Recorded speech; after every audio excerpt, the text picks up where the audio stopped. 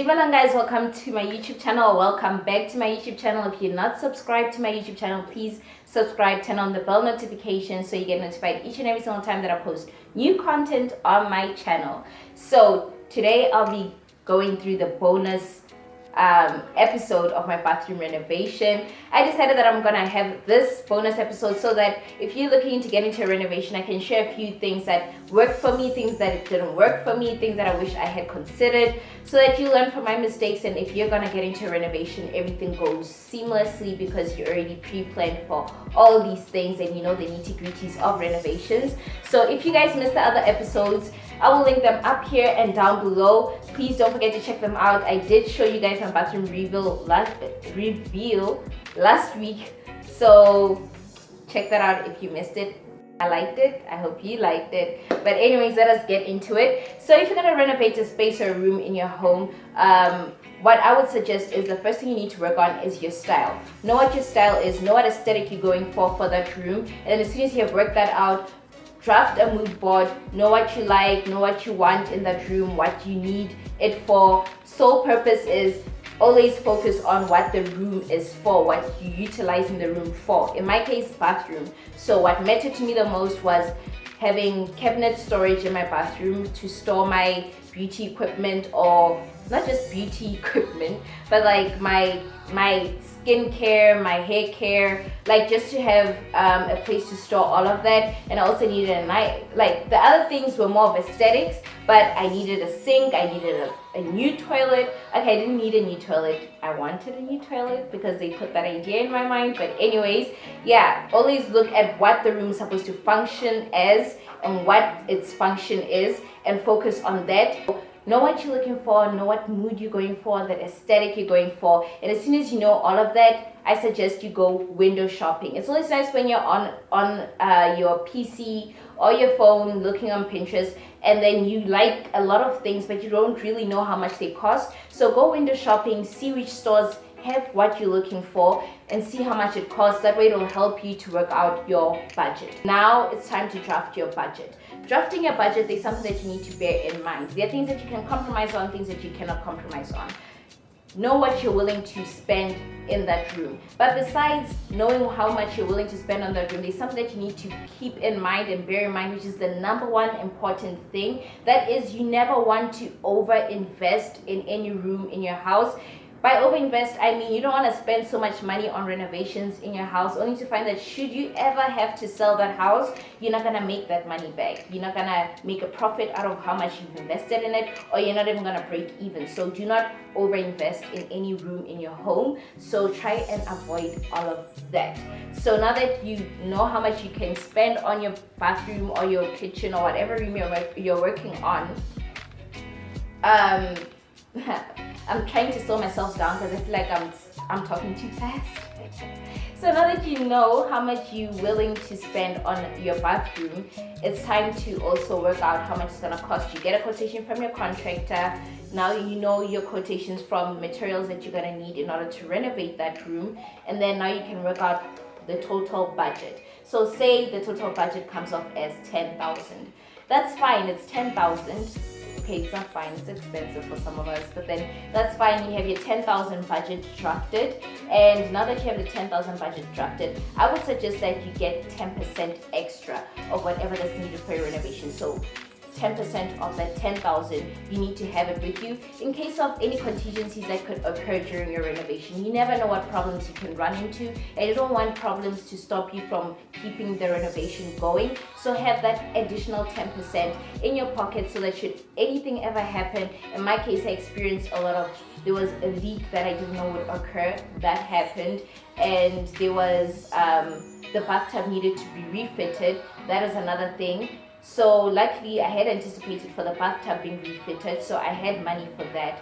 But the leak was something that I didn't expect, but luckily I did have a little bit of money to, counteract the leak that occurred. So always have that extra amount of money so that should anything pop up out of the ordinary, you know how to handle it.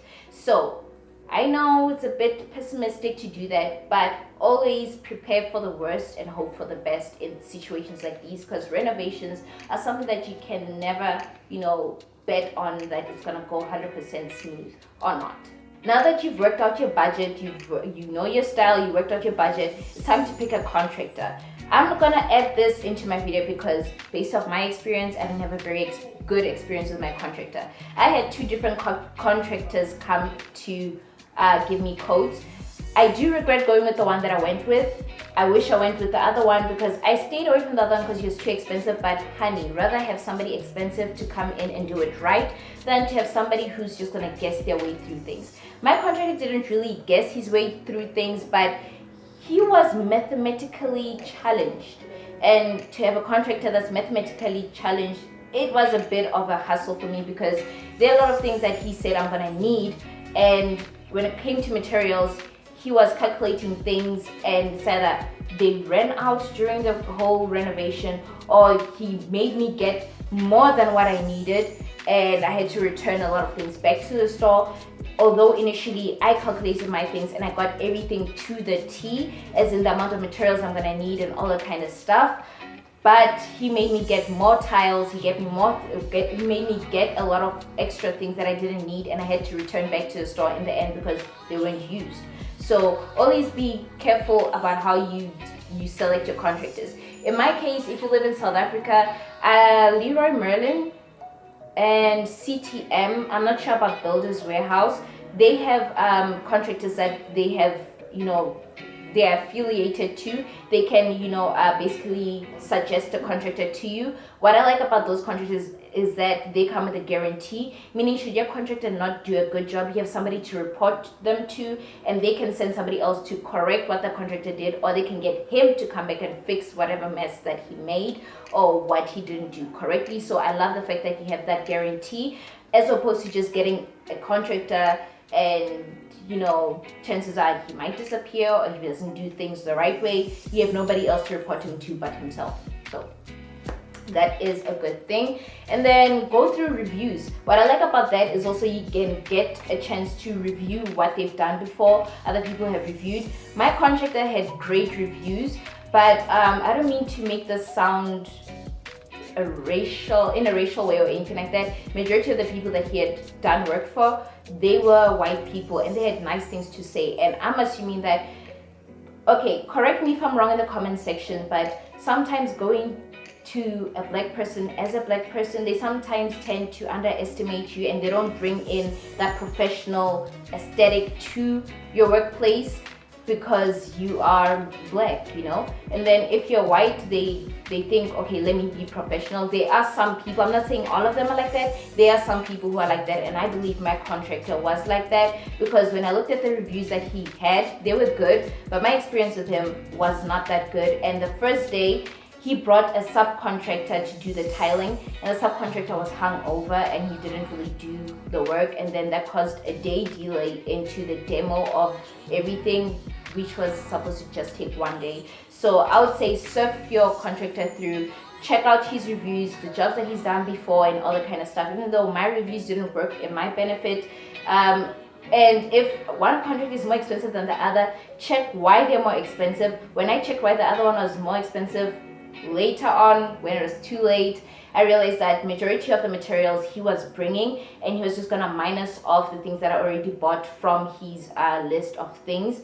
And whereas this one ended up being more expensive than the initial one because I was buying a lot of materials myself, and the other one came with his materials, and contractors usually have a discount when it comes to certain things in some stores. So had I just went with that expensive contractor, things would have been done perfectly correct and professionally, and it wouldn't be as expensive as I thought I was saving money for. So that's another key. If you think you're saving money, chances are you're actually spending a whole lot more than what you should.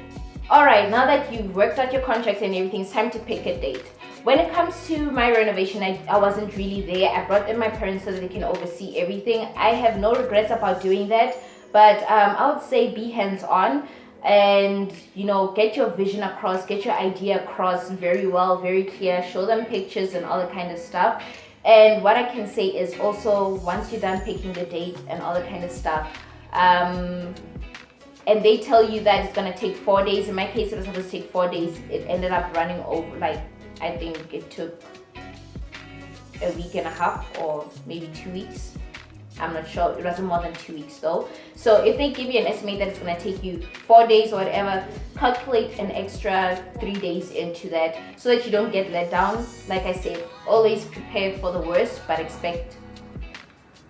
hope for the best, but prepare for the worst, like I said. So if they say it's going to take 4 days or a week, add an additional 3 or 4 days to that so that you're not disappointed or let down, because anything could happen during a renovation. They might run into a few hiccups or whatever that may cause a delay in everything. So always anticipate that. Don't just go off the bat that it is gonna take that time frame to the T. Things happen and it may not take that long. Another thing that I'm gonna bring up is be firm and stay strong and stand strong in your vision. So you have your own vision, you have your own idea. Chances are everybody else has got their own vision, their own idea for your own space, right? Which is messed up. So in my case, they kept on telling me that a certain idea was not going to work out, but I stood my ground. I was like, we're going to do it this way. This is the way I want it. And you may not see the vision the way I do, but if I've envisioned this room longer than you, I know it's going to work out, you know? So first of all, the tile, they told me the size was too big, and for a small bathroom, it's not going to look good. Well, y'all saw it, right? And then second of all, they told me how having a transition strip between my tiles is not gonna look good.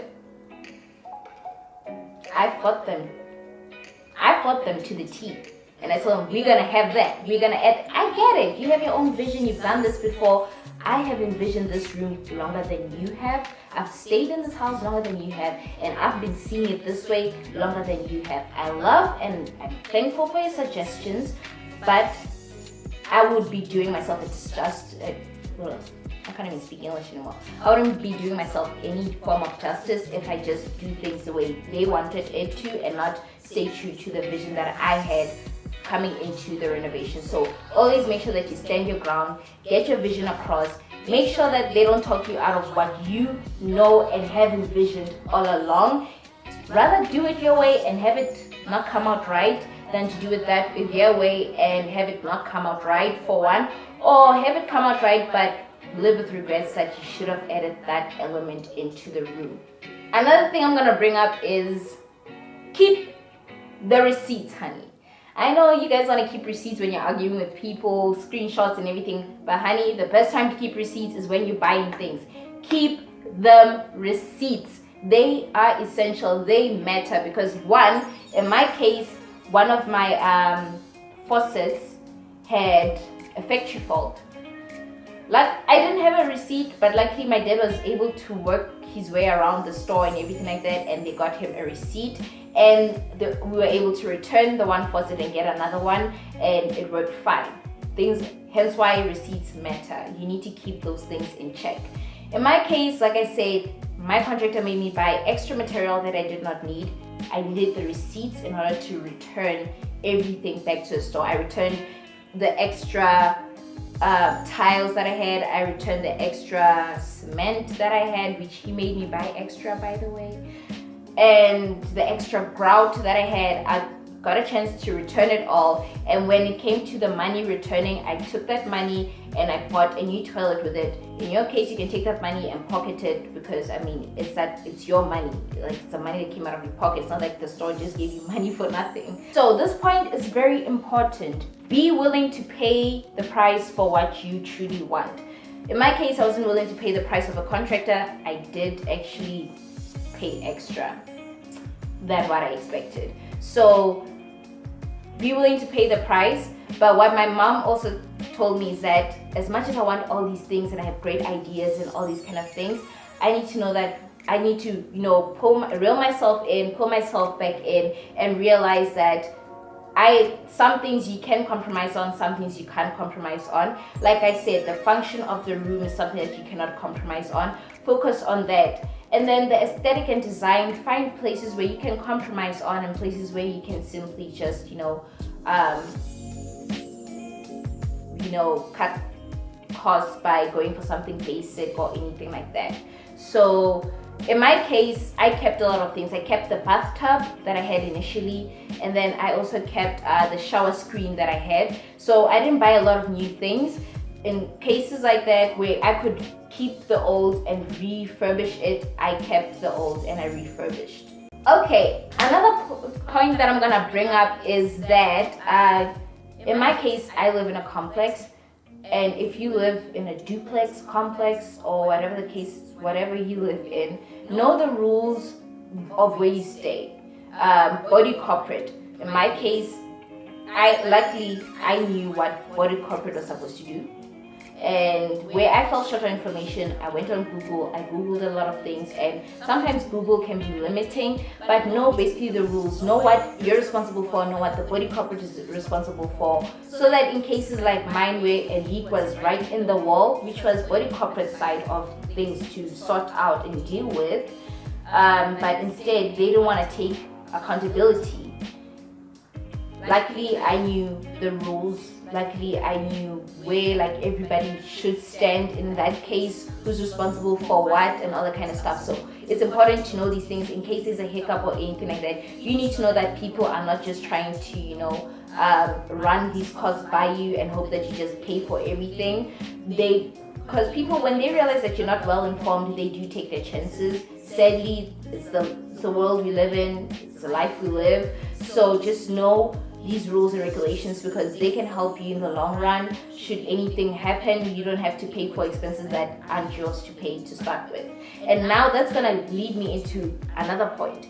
This point is about when you get your housing insurance, your home insurance, know what as much as you should know your responsibility and your body corporate's responsibility, know what you're paying for in your insurance. In my case, I knew what I was paying for, so when things went south, I called my insurance company and I told them what was happening. They got me a property advisor, they also got me a property lawyer, so that should anything not go right, they were ready to take it further.